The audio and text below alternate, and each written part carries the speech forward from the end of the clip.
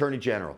So he talked about the letter that you and the other attorneys general had written. We had seen those on the left on the House floor yesterday saying that law enforcement somehow doesn't support this concealed carry reciprocity bill.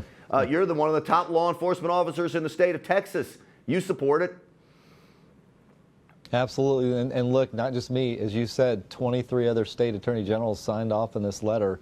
And obviously, this is an important issue that we deal with every day, the safety of our citizens. And we know from statistics just in Texas that, concealed carry owners are 10 times less likely to commit a crime with a gun. So we know this works. We know that it protects citizens, and we know that this matters from the founding of our country. The people that you represent here in Texas, where we're broadcasting from, they're put in danger when they go to other states that don't recognize a concealed handgun license holder from the state of Texas, correct? That's absolutely what we're concerned about. Obviously, our citizens have that ability here, but we certainly want them to have that same ability in other states that allow concealed carry. And obviously, this bill goes a long way towards protecting my citizens when they happen to cross into Oklahoma or New Mexico or another state that's a little farther away. So I know that you work closely with Senator Cornyn here in Texas and Senator Cruz here in Texas. I'm clearly not worried about those votes here, but there are other senators that I certainly am worried about, and getting to that 60. Do you like the idea of having to get to 60, or is it time we just throw that whole thing out the door?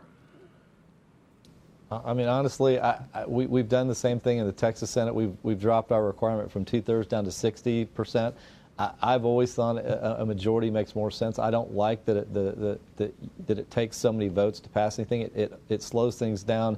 It prevents good things from happening, and it prevents the majority from getting the things they need done for the American people. All right. Now, this is a program being watched across the country.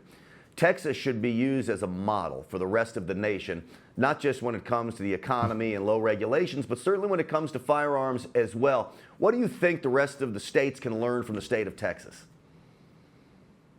We've done, I think, a great job. Obviously, we passed concealed carry many years ago, and that was a result of a state legislator whose parents had been killed in front of her in a Luby's, and she couldn't do anything about it. So that we've had it for quite a while. But now we've passed legislation.